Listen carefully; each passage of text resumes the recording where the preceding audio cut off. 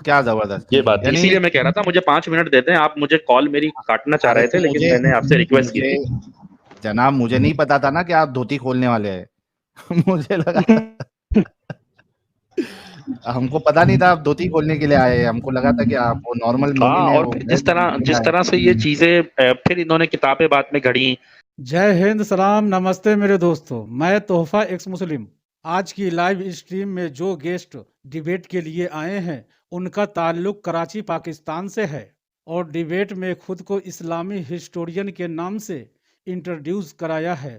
جیسا کہ انہوں نے بتایا فرسٹ ٹائم ساحل بھائی کی لائیو اسٹریم میں اس مہاشے نے جوائن کیا ہے.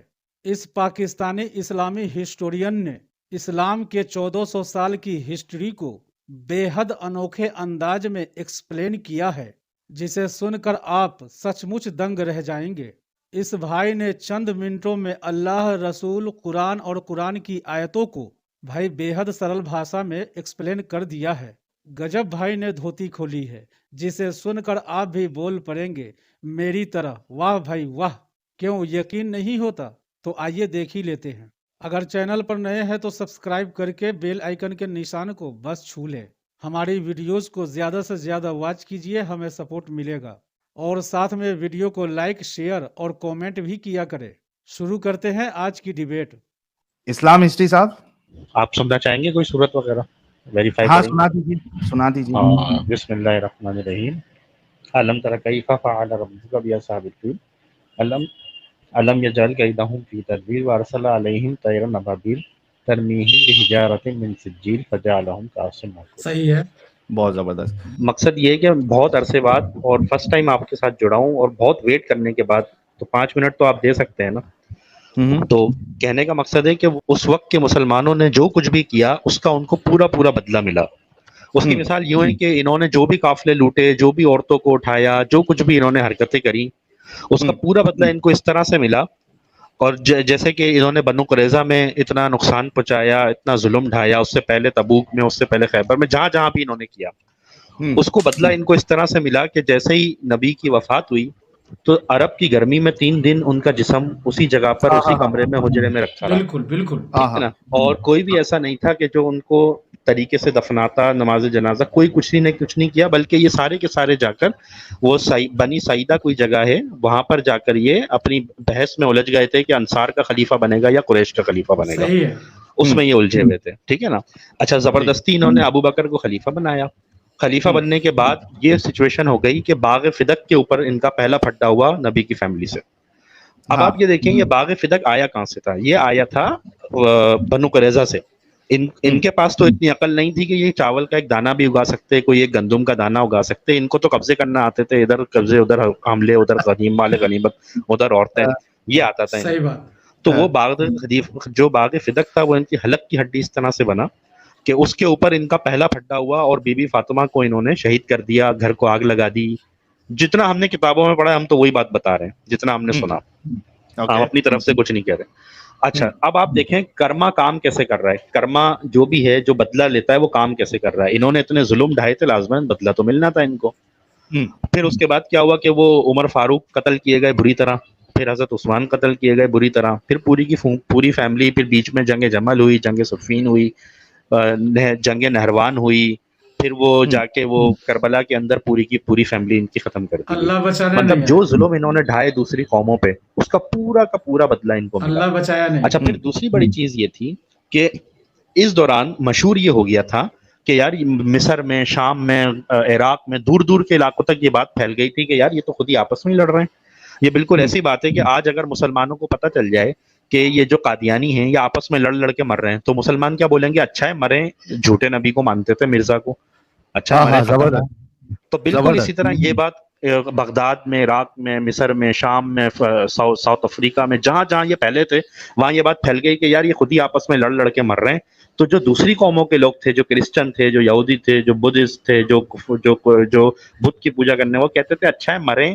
اپنے آپ کو پتہ نہیں کیا سمجھتے تھے، ہمیں کافر بولتے تھے، ہمیں مشرک بولتے تھے، ہمیں نجس بولتے تھے، اچھا ہے مریں.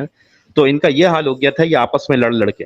تو اس میں امیہ کا دور بھی گزرا، پھر عباسیوں کا دور آیا، تو عباسیوں نے کیا کیا، پھر حدیثیں بنانا شروع کری، کیونکہ اتنا بدنما داغ ان کے اوپر لگا تھا، اتنا گندا ان کا چہرہ ہو گیا تھا کہ وہ صاف کرنا تھا.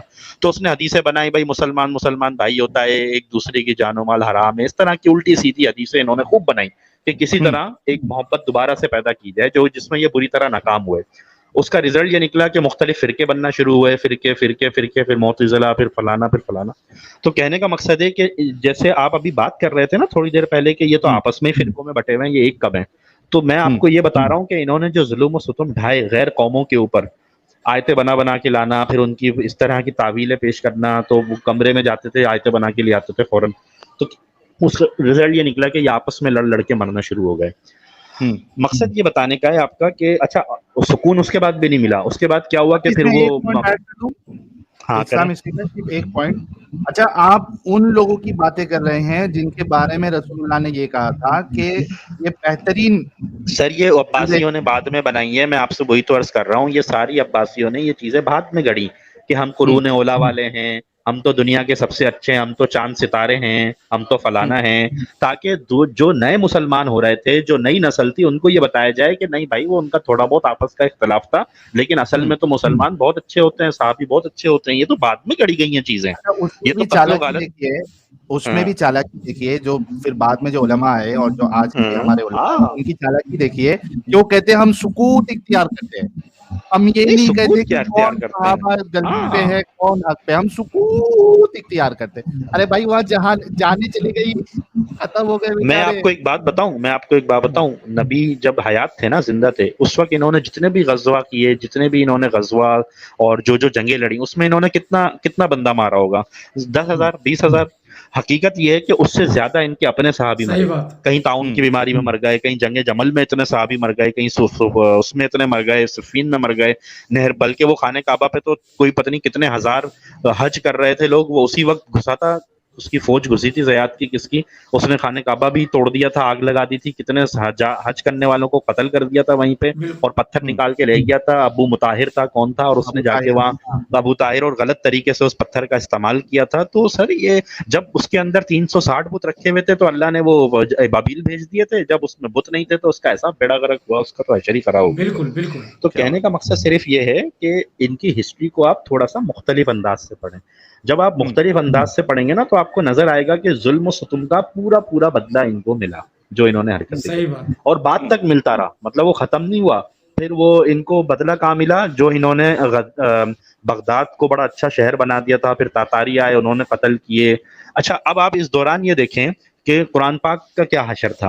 اس وقت کوئی پرنٹنگ پریس تو ہوتے نہیں تھے، تو یا تو ایک کاپی فلانے بادشاہ کے پاس، ایک کاپی فلانے بادشاہ کے پاس، وہ حجاج بن یوسف بیٹھا ہوا کبھی اس میں صبر لگا رہا ہے، کبھی زیر لگا رہا ہے، اپنی آیتیں ایڈ کر رہا ہے، کچھ آیتیں نکال رہا ہے. وہ سب سے بڑا قاتل تو حجاج بن یوسف ہے، جس نے جا کے صحاباؤں کو خوب قتل کیا تھا، دل بھر کے جسے کہتے ہیں نا. اس نے اپنی جو بھڑاس تھی، میں یہ سمجھتا ہوں ساحل کہ جن یہودیوں، جن کرسچن یا جن کفار مکہ جن کو یہ کہتے ہیں، ان لوگوں کے ساتھ جو انہوں نے ظلم کیا نا، انہوں نے پھر ان سے بدلہ اس طرح سے لیا کہ ان کے جو بچے کچے لوگ تھے ادھر ادھر کے قبیلوں کے، وہ جھوٹے کلمے پڑھتے تھے، وہ کہتے تھے ان کو کلمہ پڑھ کے ان کو ماریں گے. وہ ان کے اندر آتے تھے، الٹی سیدھی حدیثیں بیان کرتے تھے، ادھر کا واقعہ ادھر، ادھر کی بات ادھر، ادھر کی چیز ادھر، اور ان کو آپس میں لڑانا، ان کو ختم کر دیا انہوں نے اندر. اس بدلہ لینے کا اس کے علاوہ کوئی طریقہ ہی نہیں تھا ان لوگوں سے.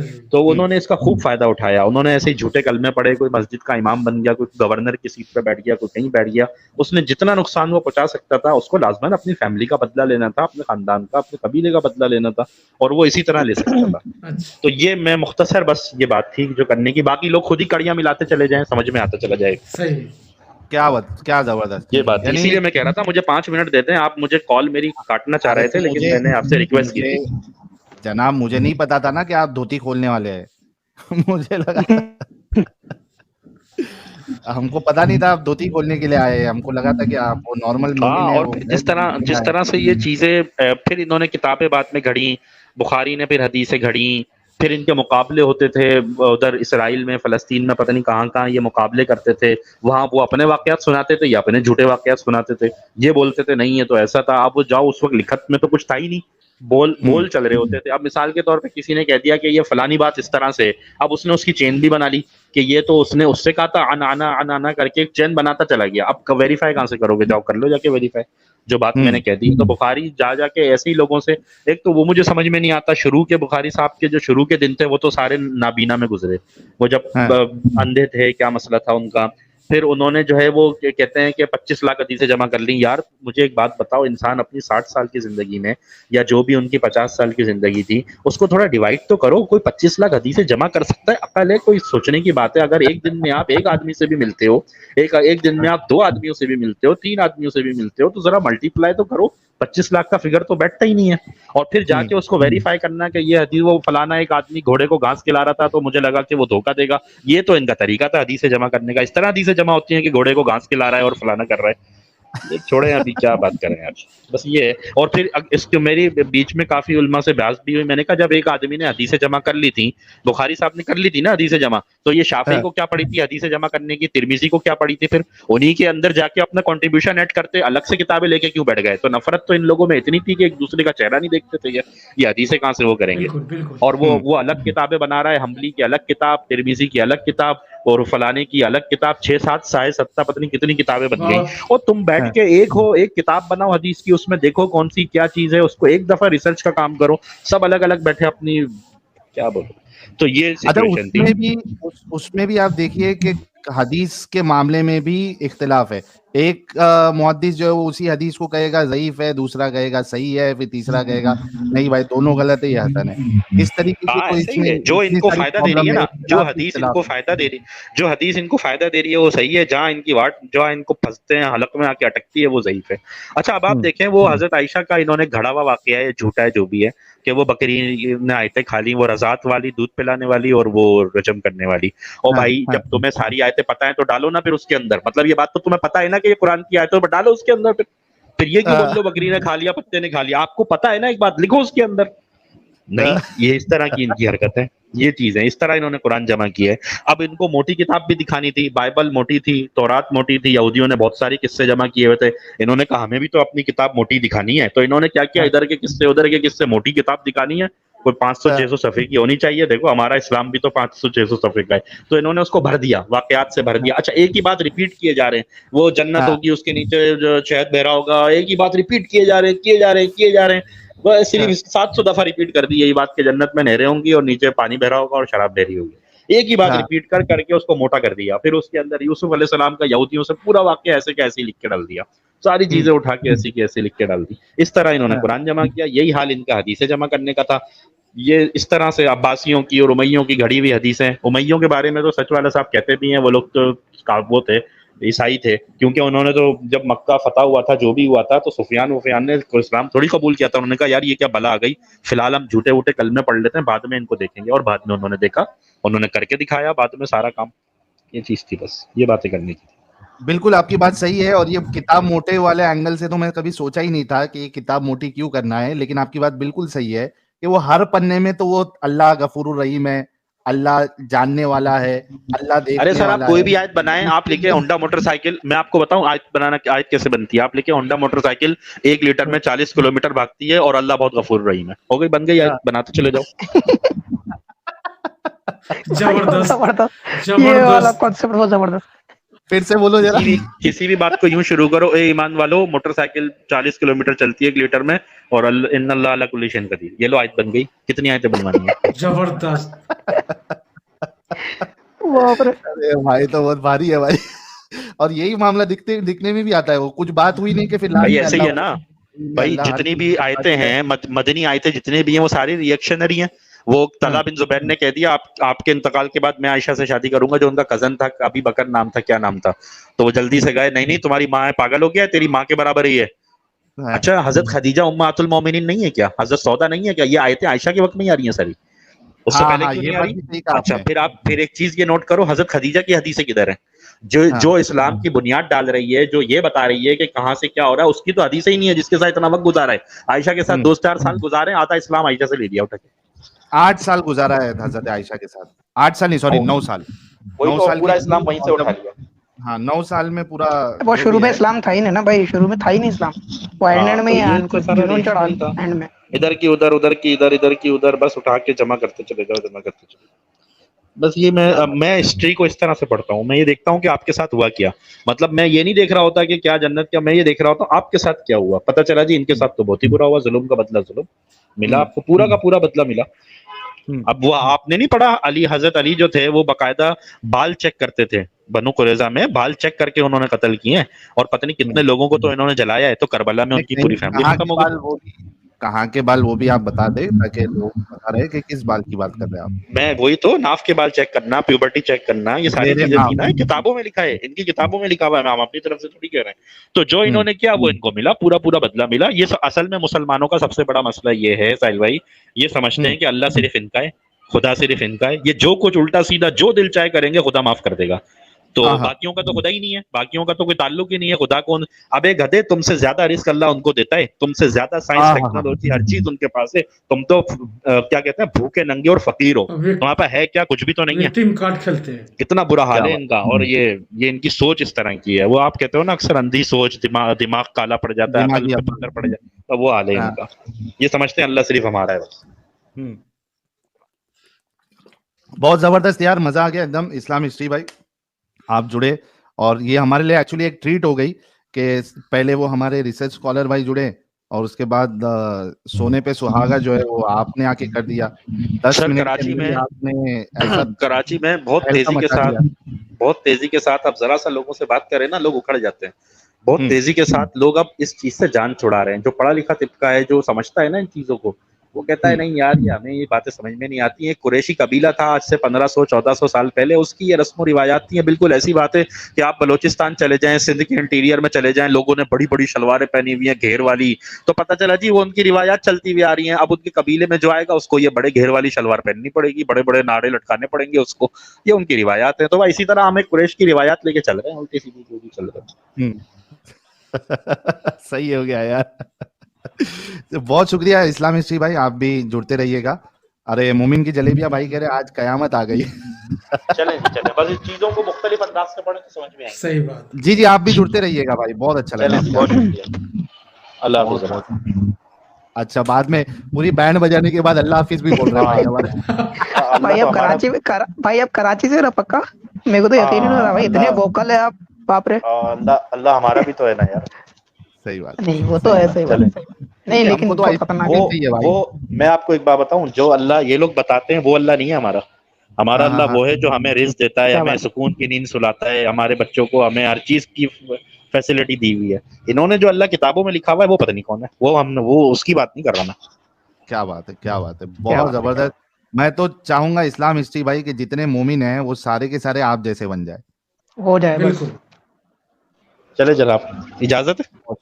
बिल्कुल बिल्कुल भाई, बहुत अच्छा लगा, बहुत खुदा हाफिज जनाब, खुदा हाफिज। दोस्तों, पाकिस्तान जैसे कट्टर इस्लामिक मुल्क में इस्लाम को लेकर मुसलमानों की सोच बदल रही है। सोशल मीडिया की इस दौर में जागरूकता बड़ी तेजी के साथ लोगों तक पहुंच रहा है और लोगों के मन में बरसों से दबे शक और सवालात को बाहर ला दिया है। अब आपको क्या लगता है, कमेंट में लिखिएगा जरूर। फ्रेंड्स, आज की डिबेट को यहीं पर एंड करते हैं। फिर से हाजिर होऊंगा आपके बीच एक और नई डिबेट लेकर। अपना और अपनों का ढेर सारा ख्याल रखिए। इंसानियत जिंदाबाद। वंदे मातरम।